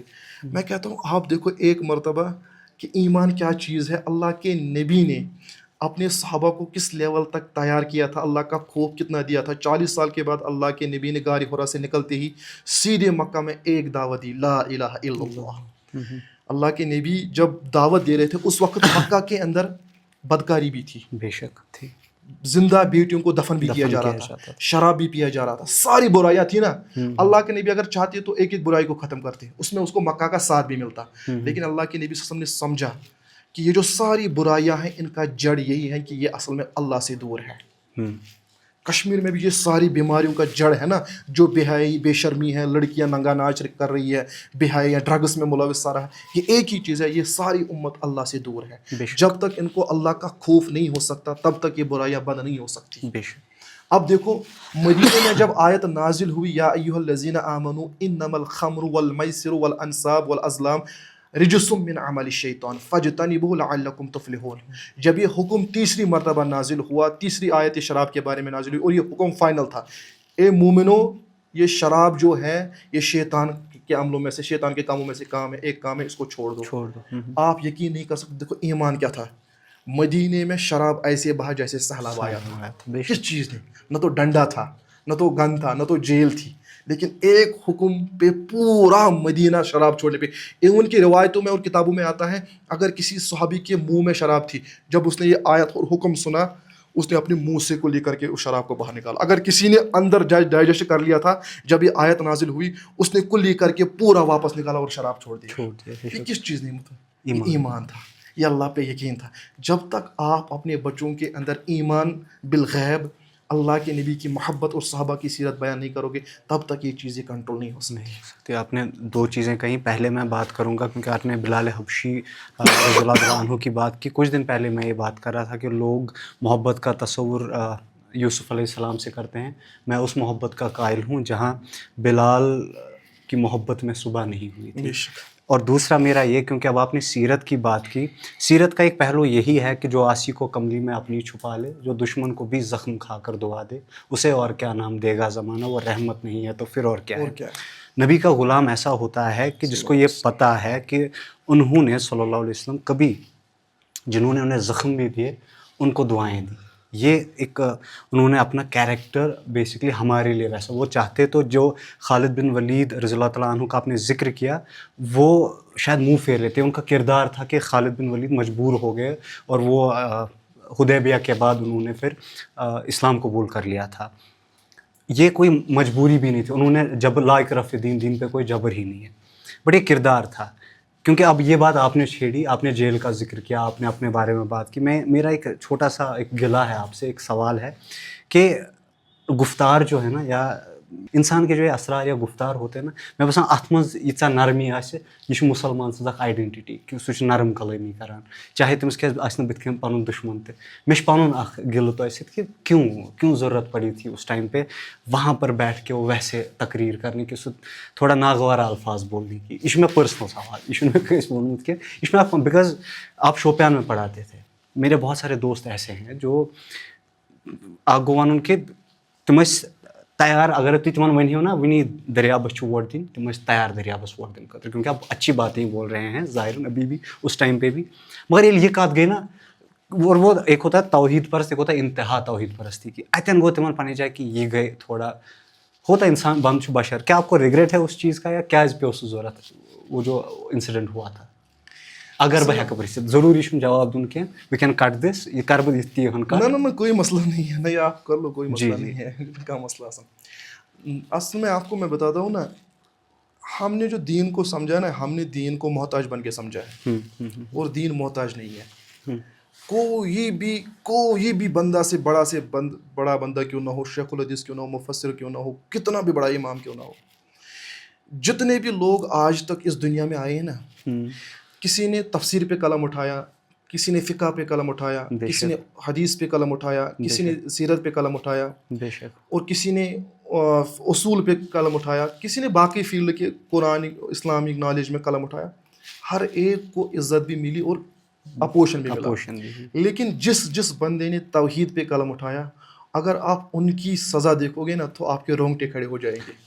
چاہے وہ امام ابن تیمیہ ہو, چاہے آپ کے بڑے سے بڑے مفسر, چاہے آپ کے امام شافعی دیکھ لو, جنہوں نے توحید کے دامن کو پکڑ لیا نا, ان کو اتنی مصیبتوں کا سامنا, جیسے میں نے آپ کو بتایا کہ یہ نبی سے محبت کرنے والے گن چنے کچھ چند آدمی ہوتے ہیں, بے شک, اور انہوں نے جو اس کو اتنی مصیبتیں آئی ہیں, ایک بندے کو رسوا, امام بخاری کو بخارا سے نکالا جا رہا ہے, جس کی ہم بخاری آج پڑھتے ہیں, صحیح بعد القرآن، الکتاب الصحیح بعد القرآن، قرآن کے بعد جو سب سے زیادہ آتھینٹک کتاب مانی ہے وہ بخاری ہے. بخاری شریف. اس امام بخاری کو بھی بخارا سے نکالا گیا تھا، سزا دی گئی تھی جیل کے اندر. امام ابو حنیفہ کو، امام شافعی کو، آپ بڑے سے بڑے جس نے بھی توحید کے میدان میں اپنا قدم رکھا ہے اس کو اتنی مصیبتوں کا سامنا کرنا پڑا آپ سوچ بھی نہیں سکتے. اور میں جو پرسنلی بات کر رہا ہوں آپ نے میری بات چھیڑی ہے، اس بات پہ مجھے 0.00% بھی کوئی ریگریٹ نہیں ہے، ابھی بھی نہیں ہے. ٹھیک ہے، تو اگر تو میں نے جو بات کہی تھی نا، میں نے اس میں ماں کا نام لیا ہے، لیکن اس کو ریپرزینٹ اس اینگل میں کیا گیا تھا تاکہ سامنے والے باطل کو موقع مل جائے میرے خلاف کچھ کرنے کا. لیکن میرے لیے، حالانکہ اس وقت بھی میں نے اس ماں کے رشتہ داروں سے بات کی تھی اور سارا مسئلہ سارٹ آؤٹ ہو چکا تھا، لیکن اس کو ریپرزینٹ ایسے کیا گیا تھا تاکہ کچھ مسئلہ بن جائے. اور میں الحمدللہ کا اتنا شکر کرتا ہوں جو توحید کے میدان میں نے گفتگو کی تھی، لب کشائی کی تھی انجانے ہو کر، اللہ نے مجھے 1 سال کے اندر اتنا توحید اور اتنا پریکٹیکل دکھایا، میں آپ کو بیان نہیں کر سکتا. جو میں یہ مظلومانہ زندگی باہر سمجھ رہا تھا نا، میں آپ کو ایک بتا دوں، ہمارا ایک لڑکا تھا گاندربل کا، میں اسی کے بارک میں تھا جیل کے اندر، اس کا آپریشن تھا. اب دیکھو جیل کے اندر آپریشن، اس کو درد ایک رات کو اتنی ہوئی آپ تصور بھی نہیں کر سکتے. میں جب اس کے سامنے بیٹھا تو کہ بارک میں سب سے ذیشور مجھے ہی سمجھا جاتا تھا، عزت والا مجھے. میں جب اس کے سامنے گیا مجھے خود رونا، نہ ماں ہے اس کے پاس، نہ باپ ہے اس کے پاس، نہ بھائی ہے، نہ کوئی رشتہ دار ہے. ہم سارے ایک پلوامہ کا ہے، ایک شوپین کا ہے، ایک ادھر کا، ایک ادھر کا. اس کو اپنی بھائی سے زیادہ محبت کرتے. یہ ہمارے دلوں میں محبت ڈالنے والا کون؟ یعنی کہ نہ اس کا باپ تھا، وہ کتنا مظلوم تھا اس وقت. اس کا ہرنیہ کا آپریشن تھا، ٹیسٹیز میں اس کی پرابلم تھی، بہت زیادہ پرابلم تھی، اور وہ ایسے چلا رہا تھا آپ چھوڑ دو، مجھے وہ آواز ابھی بھی کانوں میں گونج رہی ہے. کتنا مظلوم تھا وہ. 3 سال سے بند ہے، کوئی اس کا اپنا وہاں پہ نہیں ہے. ہم سارے جوان، پتہ نہیں ایک نارتھ کا تھا، ایک ساؤتھ کا تھا، ایک سینٹرل کشمیر کا تھا، سارے اس کے ارد گرد بیٹھے تھے اور اس کو چھپ کر آ رہے تھے. کوئی اس کو گلے سے لگ رہا تھا کہ لگے ہوئے، کوئی اس کو کچھ کور کر رہا تھا. آپ دیکھو یہ زندگی کیا ہے. وہاں پہ آپ کو پریکٹیکل نظر آ رہا تھا انسان کی حیثیت کیا ہے، اور انسان کس چیز پہ یہاں پہ پہنچا ہے، اور آپ کو کس چیز کے لیے تیار. توحید کس کو اگر سمجھنا ہو تو یہ یہاں پہ سمجھ لیتا ہے. کوئی اپنا نہیں ہے اور ہم اس کو اپنے دل سے لگا رہے ہیں. یہ محبت کلمے کے سوا کیا ہو سکتی ہے؟ بے شک یہ محبت اللہ کے بغیر اور ڈالنے والا کون ہو سکتا ہے؟ اگر پریکٹیکل توحید مجھے سمجھ آئی تو مجھے وہاں پہ سمجھ آئی، اور میں نے اس کو گلے سے لگا کر جو مجھے دل میں سکون ملا میں آپ کو وہ لفظوں میں کیا بیان کروں. مجھے یہ سارا پروسیس جو لگتا ہے جو میرے ساتھ ہوا نا، میں نے انجانے میں وہ توحید کی محنت کی تھی، لب کشائی کی تھی. میں نے تو زیادہ بھی اس وقت نہیں کی تھی، لیکن اللہ نے مجھے پریکٹیکل جو دکھایا وہ میں آپ کو بیان نہیں کر سکتا ہوں. یہ جو زندگی وہاں پہ گزر رہی ہے نا، جو میں نے تو 1 سال دیا، وہ جہاں 7 سال سے 5 سال سے 4 سال سے وہاں پہ زندگی بسر کر رہے ہیں. اللہ کی قسم میرا ایمان کی لیول یہاں سے لے کے یہاں تک پہنچی. میں سب ان کو مبارکباد دیتا ہوں. اللہ نے ان کے دل میں کیا سکینہ نازل کیا ہے، کیا عظمت سے ان کو نوازا ہے. کہاں ان کے دل میں نہ گھر والوں کا جو ہے ملاقات بھی نہیں کرتے ہیں گھر والوں سے، کہاں ان کی مظلومانہ زندگی، اور کہاں وہ اللہ پہ بھروسہ کر کے وہاں پہ بیٹھے ہیں. بیماری ہوتی ہے، اگر کسی کو رات کو سر درد ہوتا ہے تو پورے بارک کے اندر حلہ ہوتا ہے کہ فلانی کو سر درد ہوتا ہے. یہ محبت ڈالنے والا کون ہے؟ یہاں تو بھائی کے لیے تیار نہیں ہوتا ہے، اور وہاں پہ نارتھ کا ساؤتھ کے لیے تیار ہوتا ہے. یہ محبت ڈالنے والا کون ہے؟ یہ پریکٹیکل آپ کو سمجھا رہا ہے.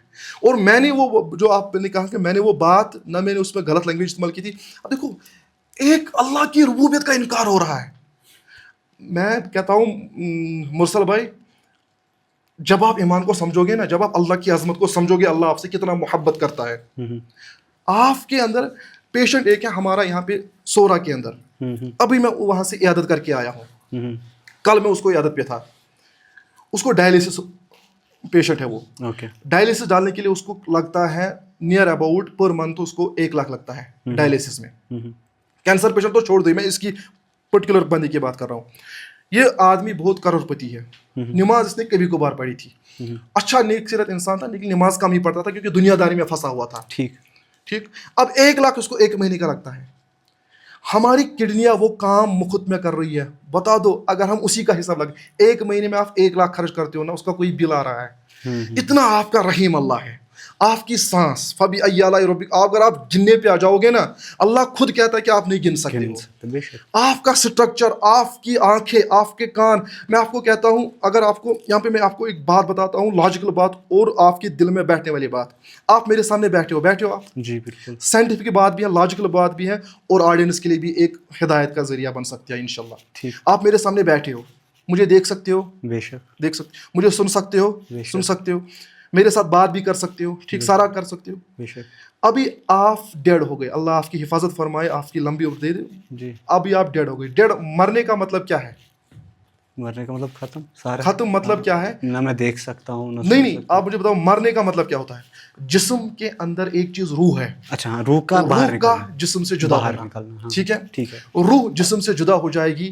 آپ کی آنکھیں چلی گئی، آپ کے کان چلے گئے، بے شک. آپ کی نہیں، آنکھیں بھی وہی تھی، کان بھی وہی ہے، اور زبان بھی وہی ہے. بند ہو گئے بس. روح جسم کے اندر ہے، آپ دیکھ بھی سکتے ہو، ہاں ہاں. آپ بات بھی کر سکتے ہو، آپ سن بھی سکتے ہو. بے شک. لیکن اگر روح چلی جائے گی، آپ دیکھ سکتے ہو، آپ بات کر سکتے ہو، آپ سن سکتے ہو، کیوں نہیں؟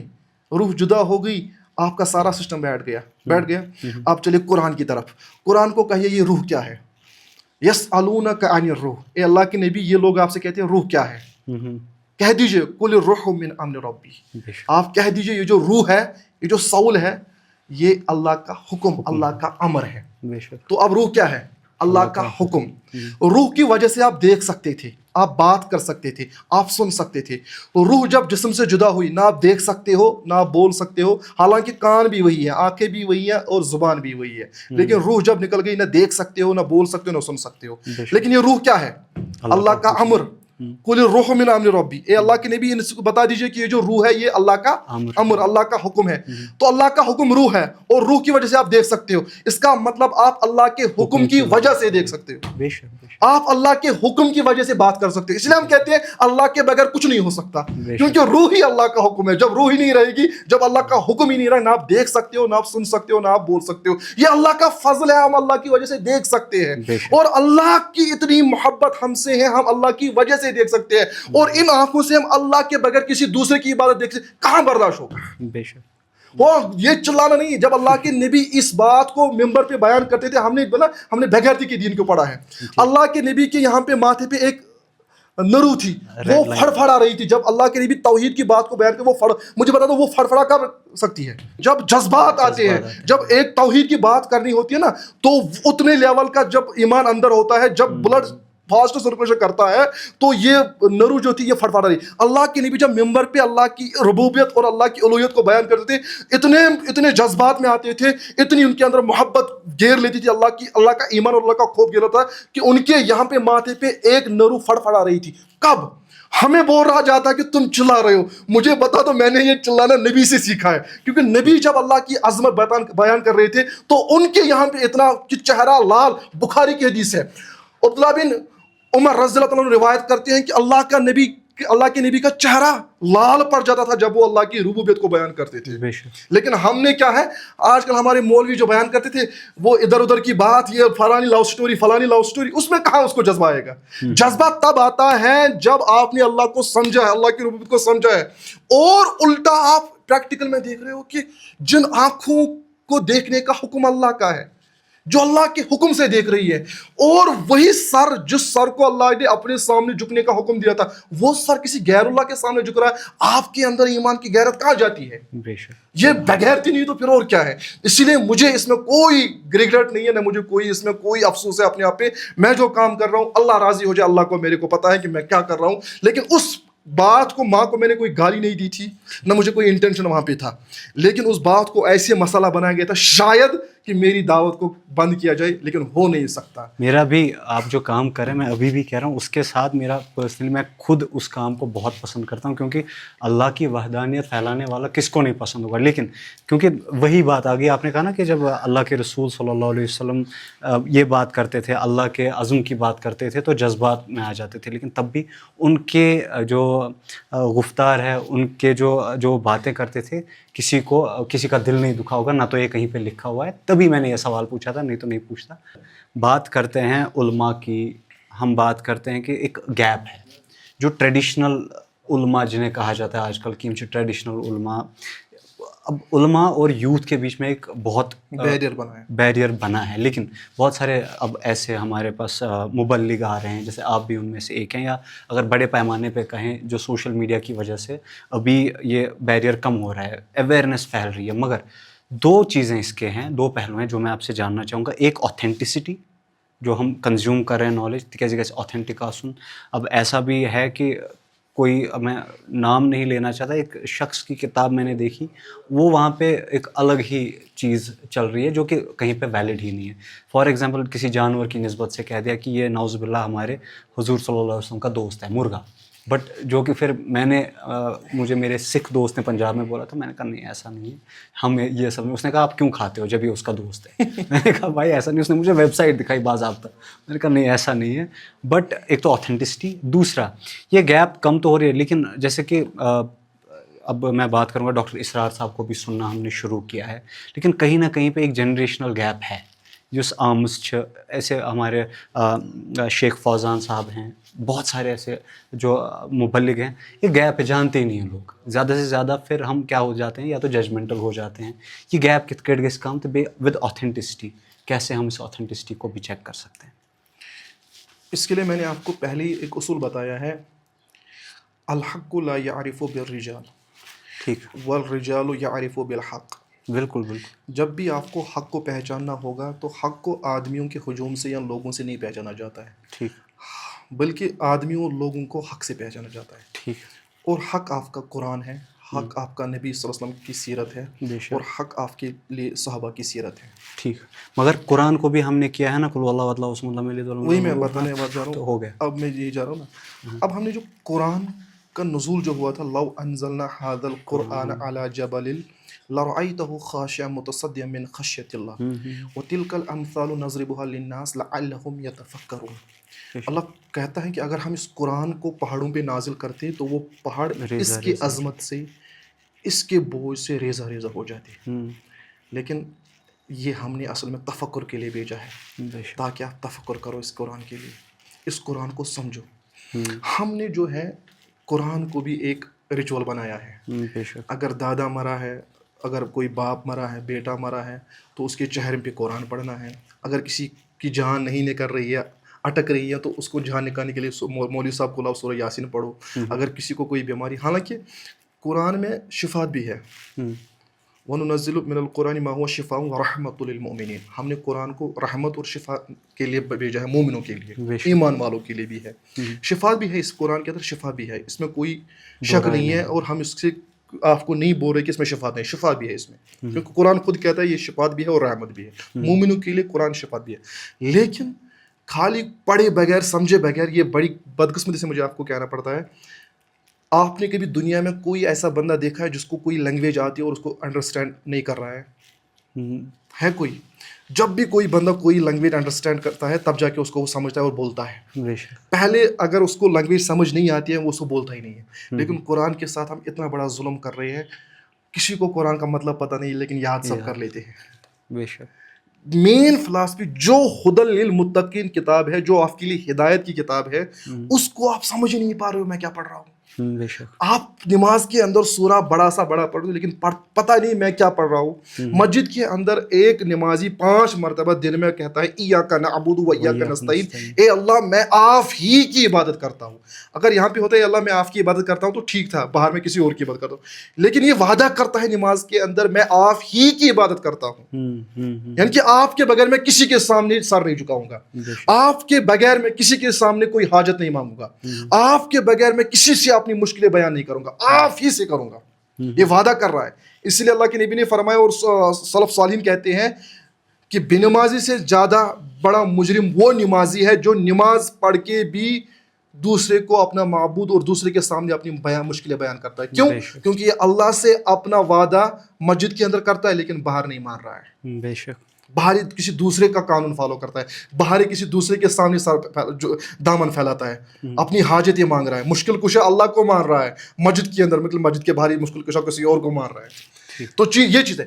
ہم نے کبھی سمجھا نہیں کہ قرآن کی فلاسفی کیا ہے. یہ قرآن نازل ہوا تو کس لیے ہوا تھا، اس کے پیچھے فلاسفی کیا ہے. یہ کیوں، اگر عمر فاروق رضی اللہ تعالیٰ عنہ اس قرآن کو پڑھنے سے پہلے اس قرآن کو پڑھنے سے پہلے مجھے بتا دو کون سی موٹیویشن اللہ کے نبی نے عمر کو دی؟ کوئی نہیں. عمر فاروق رضی اللہ تعالیٰ عنہ جب قرآن پڑھنے سے پہلے اپنے باپ کے وہ اونٹنیاں چرانے لیتا تھا, اس کو وہ بھی ہینڈل نہیں کرنی آتی تھی. اونٹنیاں ادھر کو بھاگتی تھی, وہ وہاں سے آتا تھا, وہ ادھر بھاگتی تھی, اور اس کے باپ نے اس کو تانا دیا تھا, اے عمر تو زندگی میں کچھ نہیں کرے گا, تجھے تو اونٹنیاں چرانی نہیں آتی ہے. اور وہی عمر آگے جا کے قرآن کی بدولت پہ آدھی دنیا کا حکمران بنتا ہے, جو آدھی دنیا کو قرآن کی بدولت سنبھال لیتا ہے. کیا ہے اس قرآن کے اندر؟ کچھ تو بات ہوگی نا. جس کو اونٹنیاں چرانی نہیں آتی ہے وہ آدھی دنیا کا حکمران بنتا ہے. اور جس کو اللہ کا نبی کہتا ہے لو کانا بعدی نبی لکانا عمر, اگر میرے بعد کوئی نبی ہوتا تو عمر ہوتا. کیا بات تھی یہ؟ اگر خالد بن ولید احد کے میدان کے اندر صحابہ کے خلاف تھا, نبی کے خلاف تھا, کیا بات اس قرآن کے اندر تھی؟ وہ اسلام کے لیے اپنی جان قربان کے لیے تیار ہو گیا. کیا بات تھی؟ اگر حنزلہ رضی اللہ عنہ ایک دن کا دلہا تھا, کیا بات اس قرآن کے اندر تھی؟ وہ قرآن پڑھنے کے بعد اپنی جان کو ہتھیلی پہ لے کے چلا ہے. کیا بات تھی؟ یہ قرآن کو ہم نے سمجھا نہیں ہے. کیا بات تھی اگر عمر فاروق کی بہن فاطمہ رضی اللہ تعالیٰ عنہا, عمر کی بہن فاطمہ رضی اللہ عنہا, اگر وہ قرآن پڑھ رہی تھی, اگر اس کا شوہر قرآن پڑھ رہا تھا, عمر نے جب قرآن کو سنا, ابھی اس نے قرآن کو پڑھا ہی نہیں تھا, جب سنا سورہ طٰہٰ کی 5 آیتوں کو جب سنا, تو عمر کے دل میں کیوں اثر ہوا, عمر کی آنکھوں سے کیوں آنسو جاری ہوئے؟ کچھ تو بات اس قرآن کے اندر ہوگی نا جس نے دلوں پہ راج کیا تھا. عمر کا دل اتنا سخت تھا کہ نبی کو قتل کرنے کے لیے چلا تھا صلی اللہ علیہ وسلم کو, لیکن جب قرآن کو سنا نبی کو گلے لگا رہا ہے. کچھ تو بات اس قرآن کے اندر ہوگی نا, لیکن بدقسمتی سے ہم نے قرآن کو پڑھا نہیں ہے. اس کے پیچھے آپ نے بتا دیا. آپ کو پتہ ہے اس کے پیچھے بڑی ریزن کیا ہے؟ ایک تو سب سے بڑی چیز یہ ہے کہ ہم نے کبھی قرآن کی طرف نہ باپ دھیان دے رہا ہے, نہ ماں دھیان دے رہا ہے, نہ بچہ دھیان دے رہا ہے. پیرنٹنگ زیرو اس میں بھی ہے. باپ قرآن پڑھانے کے لیے بچے کو تیار نہیں ہے. وہ فزکس پڑھا سکتا ہے, کیمسٹری, زوالوجی, باٹنی, اور کہتا ہے اب یہ فی الحال ڈاکٹر بنے, انجینئر بنے, بعد میں یہ قرآن پڑھے گا. پھر کب پڑھے گا قرآن کو؟ کب پڑھے گا یہ قرآن کی عظمت اور لذت کو یہ کب محسوس کرے گا؟ میں کہتا ہوں فزکس بھی پڑھو, کیمسٹری بھی پڑھو, زوالوجی, باٹنی پڑھو, آپ کو جو دنیا کا سبجیکٹ پڑھنا ہے پڑھ لو. قسم خدا کی, the father of all subjects, the mother of all subject, یہ قرآن ہے. قرآن ام الکتاب ہے. قرآن آپ کو ایسی کتاب ہے جو آپ کی پوری زندگی, یہ خالی میں مسلمانوں کے لیے پوری دنیا کو کہتا ہوں, ایک بار اس قرآن کو پڑھ لو, پھر دیکھو دنیا کا جو پروسیس ہے, نیچر کا جو یہ پروسیس ہے, جو یہ سارے فنامنا ہو رہے ہیں, اللہ نے کیسے بیوٹیفلی ان کو ایکسپلین کیا ہوا ہے. اللہ نے کیسے بیوٹیفلی ان کو ایکسپلین اور سمجھایا ہوا ہے.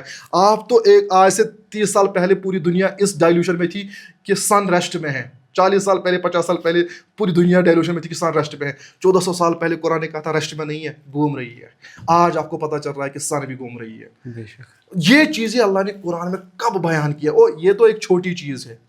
انسان کی کریشن, ایمبریو سے لے کے فرٹیلائزیشن سے لے کے پورا دنیا کا پروسیس, یہ چاند کا نکلنا, چاند کا ڈوب جانا, چاند کی پروسیس, چاند کا قدر کیا ہے, سورج کا ڈوبنا, یہ پورے دنیا کا قیام. اذا الشمس کوورت کے اندر اگر میں آپ کو بتا دوں کیا فلسفی ہے اذا الشمس کوورت کی, جب چاند, جب اس شمس, جب اس آفتاب کو, جب اس سورج کو لپیٹ لیا جائے گا, اگر میں آپ کو اس لپیٹے پہ بات کروں گا نا 2.5 گھنٹے تک بات چلے گی اور میرا ٹاپک تب بھی ختم نہیں ہوگا.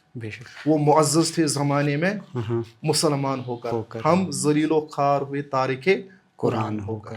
اقبال نے بڑی خوب کہا تھا کہ تاریخ قرآن, یعنی کہ ان کے پاس قرآن اوراق میں تھا, یعنی کہ کسی کے پاس ایک ورق تھا, کسی کے پاس دوسرے کے پاس پتھروں پہ لکھا تھا. ان کے پاس صحابہ کے پاس پورا مکمل کتابی شکل میں قرآن بھی نہیں تھا. کسی کے پاس ایک آیت تھی, کسی کے پاس دوسری آیت تھی, کسی کے پاس تیسری آیت تھی. انہوں نے تب بھی اس کو پڑھا تھا, سمجھا تھا اور زندگی میں عمل ثابت کر کے دکھایا تھا. لیکن ہمارے پاس قرآن پڑھا ہوا ہے, وہ تو سب سے اونچی والی الماری میں ہے, وہاں کسی کو نظر نہیں پڑنی. ہاں چہرم پہ, موت پہ, گھر میں کوئی مصیبت, ختم شریف, وطم شریف پہ, یہ ہم کو قرآن یاد آتا ہے, اس لیے ہمارے گھر میں قرآن ہے. یہ زوال نہیں تو اور کیا ہے. یضل بہ کثیرا ویہدی بہ کثیرا وما یضل بہ الا الفاسقین. اللہ کہتا ہے کہ میں بہت ساروں کو اس قرآن کی وجہ سے ذلیل بھی کرتا ہوں, قرآن کی وجہ سے, اور بہت ساروں کو اس قرآن کی وجہ سے عزت بھی دیتا ہوں. اور میں ذلیل کسی کو نہیں کرتا ہوں سوائے فاسق کے, اور فاسق وہی ہوتا ہے جو وہ بات کہتا ہے وہ کرتا نہیں. قرآن کو مانتا ہے لیکن قرآن کے نہیں مانتا ہے. قرآن کو مانتا ہے لیکن قرآن کو پڑھتا نہیں ہے, قرآن پہ عمل نہیں کرتا ہے. یہ سارے بڑے ظالم ہم ہیں. ہم نے جب قرآن کو اوپر تختے پہ رکھا, پڑھا نہیں, ہم سب سے بڑے فاسق ہیں. اور ان کا ذلت کا ہونا कंपलसरी होता है। بے شک، کیونکہ میں اب بات کروں گا، آپ وہ منظر پیرنٹنگ کی بات کی، وہ منظر یاد کیجئے جہاں پر میں ماں اور فادر کا ہی اس کو درجہ دوں گا، جبکہ تھے تو چچا زاد بھائی، کہ وہ گھر پہ پہلی مرتبہ 10 سال کے لڑکے کے ساتھ نماز ادا ہو رہی ہے، اور بعد میں وہ 10 سال کا لڑکا اس نماز کو ایسے سمجھ کے پڑھتا تھا کہ جب تیر نکالنے ہوتے تھے تو کہتے تھے کہ نماز میں ہوں گا تب تیر نکالنا، درد نہیں ہوگا۔ یہ ہے نماز کا مزہ۔ میں بات کر رہا ہوں حضرت علی کرم اللہ وجہ کی، اور میں بات کر رہا ہوں پیرنٹنگ پہ حضرت خدیجہ الکبریٰ اور نبی اکرم صلی اللہ علیہ وآلہ وسلم کی۔ پیرنٹنگ کا ایک بیسٹ ایگزامپل بھی یہی ہے، اور پھر نماز کو سمجھ کے پڑھنا، کیونکہ اس کے بارے میں بھی غالباً حدیث ہے کہ نماز کو اگر سمجھ کے نہیں پڑھا تو نہیں پڑھا۔ سمجھنا بے حد ضروری ہے، کیونکہ میں نے کہیں پہ یہ پڑھا ہے کہ ایک صحابی تھے، جب وہ نماز پڑھ کے آئے تو انہوں نے کہا پھر سے پڑھو، پھر سے پڑھو، پھر سے پڑھو، جب تک سمجھتے نہیں ہو تب تک پڑھو۔ ٹل کیا چیز کر رہا ہے، ہم مسجد میں جاتے ہیں، جمعہ پڑھ کے میں آج آیا ہوں، مولوی صاحب نے جو پڑھا مشن پہتے کیا پڑھا، میں سمجھی نہیں سو۔ یہ نماز کو سمجھنا کیا ہے؟ نماز کو آپ نے بڑی خوبی سے ایک صحابی کا واقعہ بیان کیا، شیر خدا حضرت علی رضی اللہ تعالیٰ عنہ، ہماری دل کی دھڑکن، ہمارے ایمان کی بنیاد، ہمارے دل کی ٹھنڈک، ہمارے آنکھوں کی ٹھنڈک حضرت علی رضی اللہ تعالیٰ عنہ۔ جب باپ حضرت علی جیسے ہوتے ہیں نا تو بیٹے حسین جیسے لازمی بن جاتے ہیں رضی اللہ تعالیٰ عنہ۔ پھر وہ طاغوت کا مقابلہ اکیلے بھی کرتے ہیں، ان کو کسی کی بھی ضرورت نہیں ہوتی ہے۔ حضرت علی رضی اللہ عنہ کو مصلی پہ شہید کیا گیا، بے شک، لیکن سجدہ تب بھی نہیں چھوٹ رہا ہے، بے شک، اور بیٹے نے عمل کر کے دکھایا۔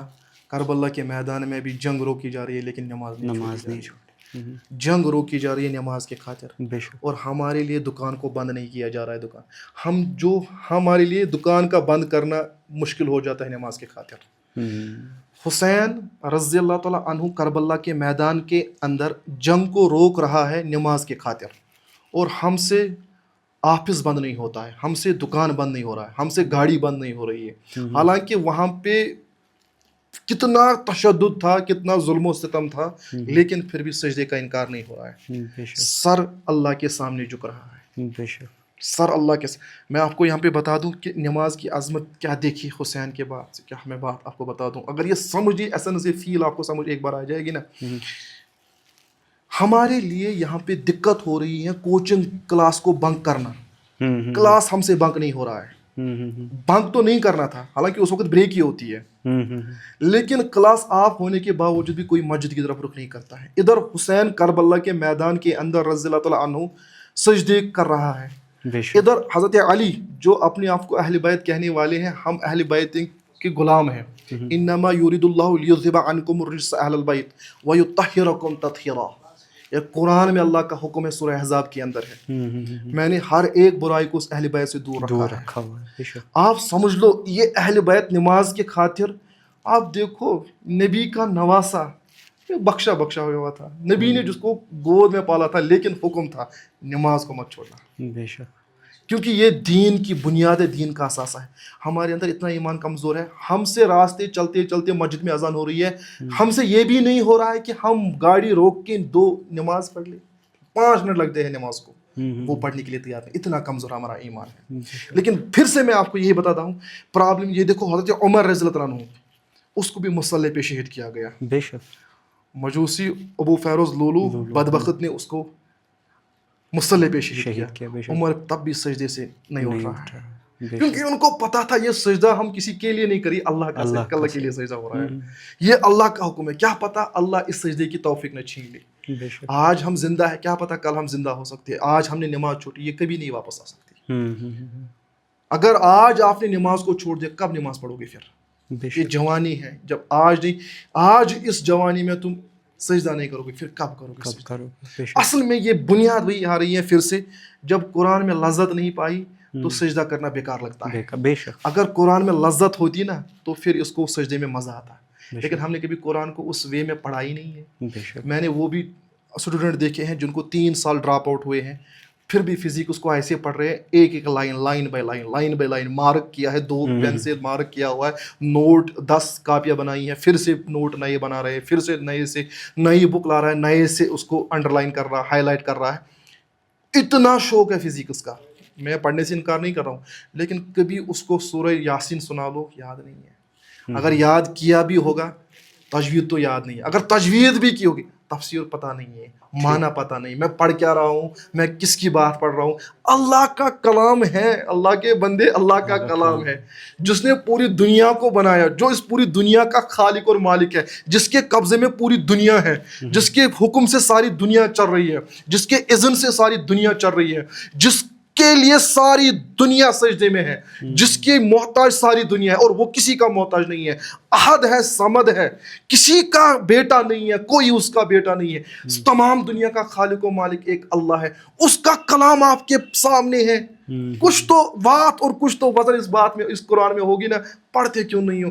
ایک کتاب سائنس ہے, اگر نیوٹن نے کوئی لا دیا ہے, آج کی ماڈرن فزکس نے اس پوری فزکس کو نالی میں چھوڑ دیا ہے, کوئی اس کا ویلیو نہیں ہے. ایون کہ یہ بھی ہے کہ گریویٹیشن کوئی فورس ہی نہیں ہے. اچھا, آج تک ہم کہتے تھے کہ گریویٹیشن فورس ہے, لیکن ماڈرن فزکس کہتے ہیں یہ کوئی فورس ہی نہیں ہے. جتنا آپ ڈیپ جاؤ گے یہ سارا ایلوژن لگ رہا ہے. پھر ابھی تک ہم 3 ڈائمینشن کے قائل تھے, ابھی اسپیس ٹائم ڈائمینشن آ گئی ہے, آپ کا پورا سارا کچھ نیا آ رہا ہے. لیکن اس کائنات کے اس خالق کے قبضے میں ساری دنیا ہے, آپ اس کا کلام آپ کے سامنے ہے. کچھ تو اس میں بات ہوگی, پڑھتے کیوں نہیں ہو. آپ نے بتا دیا جو جنریشن گیپ ہے, آج کل اسکالرز ایسے نکلے ہیں. میں کل ایک کتاب پڑھ رہا تھا, اصول ثلاثہ, اصول ثلاثہ, شیخ موسیٰ جبریل حفظہ اللہ. ایسی کتاب ہے, میرے رونگٹے کھڑے ہو گئے. بسم اللہ کی وہ 10-15 پیج لکھ رہا ہے, بسم اللہ کے خالی. کتنی نالج ہے سمندر. اور جب ہم پڑھتے ہیں ہم دیکھتے ہیں ہم کہاں پہ ہیں, اللہ کی قدرت کیا ہے, اللہ کی عظمت کیا ہے, لیکن ہم نے کبھی پڑھا نہیں, ہم نے کبھی دیکھا نہیں. اس لیے ہمارے منہ سے جب بھی سپر پاور نکلتا ہے, امریکہ نکلتا ہے, اسرائیل نکلتا ہے, کبھی اللہ ہی نکلتا ہی نہیں, کیونکہ ہمیں اللہ کا تعارف ہی نہیں ہے. بالکل, جس کے دل میں اللہ کا خوف ہوتا ہے نا, اس لیے ہم کہتے ہیں نا, میں ایک شاعرانہ بات ہمیشہ کہتا تھا, نہ دنیا سے, نہ دولت سے, نہ گھر آباد کرنے سے تسلی دل کو ملتی ہے, بس اس اللہ کو یاد کرنے سے. کیا بات ہے. جب بھی آپ کو کوئی پریشانی آتی ہے اللہ کو یاد کرو, اللہ پریشانی کو دور کرنے والا ہے. بے شک. اور کیا قرآن میں کہتا ہے, میں نے آپ کو ویسا پایا تھا آپ گمراہ تھے, ہدایت ہم نے دی تھی. بے شک, بے شک. علامہ اقبال نے شکوہ جواب شکوہ میں شکوہ کا جواب بھی یہی لکھا. ہاں, خیر, وَوَجَدَكَ ضَالًا فَهَدَىٰ, آپ گمراہ تھے, میں گمراہ تھا, مجھے ہدایت اس اللہ نے دی تھی. بے شک. جب آپ کو کوئی مشکل سے مشکل چیز آتی ہے اللہ کو یاد کرو, تسلی دل کو ملتی ہے, بس اس اللہ کو یاد کرنے. اللہ کی قسم, ایک بار آپ نے اللہ کو دل میں بسا لیا نا, کوئی دنیا کی بڑی سے بڑی مشکل بھی آپ کو کچھ نظر نہیں آ رہی ہے. لیکن مسئلہ یہی ہے, ہمارا تعارف اللہ کا نہیں کیا ہے, اللہ کا نہیں کرایا جا رہا ہے, نہ مسجدوں میں, نہ سکولوں میں, نہ گھر میں, نہ کالج میں. یہ جوانی امت چلی جا رہی ہے, پتہ نہیں ان کا نہ کوئی منزل ہے, نہ کوئی راستہ ہے. اسی لیے قرآن سورہ تبارک الذی, سورہ ملک کے اندر یہ کہتے ہیں, امن یمشی افمن یمشی مکبا علی وجہی اہدی امن یمشی سویا علی صراط مستقیم. کیا وہ بندہ جو اپنے منہ کے بل غلط راستے پہ چل رہا ہے, کیا وہ کبھی منزل پا سکتا ہے؟ اور دوسرا شخص جو سیدھے اپنے پاؤں سے ایک سیدھے راستے پہ چل رہا ہے, یہ یقیناً منزل پہ پہنچ سکے.